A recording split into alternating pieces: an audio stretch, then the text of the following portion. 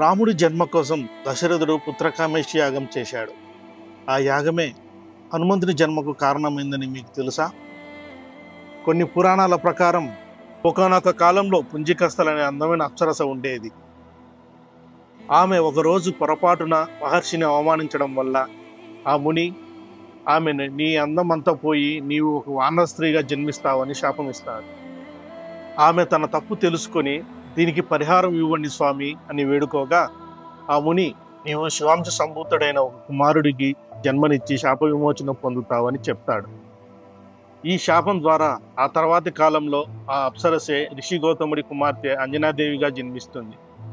అంజనాదేవి శివుడికి గొప్ప భక్తురాలు.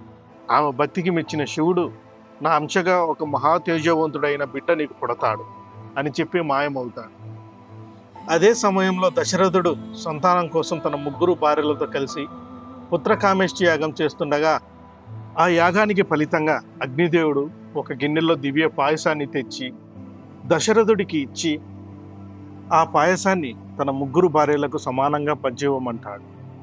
అలా ఆ పాయసాన్ని దశరథ భార్యలు అయిన కౌసల్య, సుమిత్ర, కైకేయులు త్రాగగా వారికి కొంతకాలం తర్వాత రాముడు, లక్ష్మణుడు, భరతుడు, శత్రుఘ్నులు సంతానంగా జన్మిస్తారు.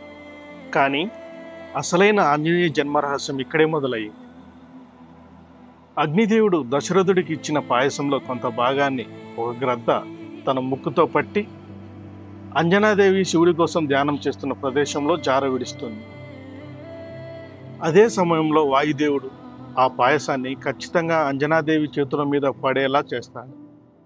ఆ పాయసాన్ని శివుడి ప్రసాదంగా భావించిన అంజన ఆ పదార్థాన్ని తినడంతో కొంతకాలానికి మహాతేజోమంతుడు, మహాబలుడైన మారుతి అనగా ఆంజనేయుడు కేసరి, అంజనాదేవిల కుమారుడిగా జన్మిస్తాడు.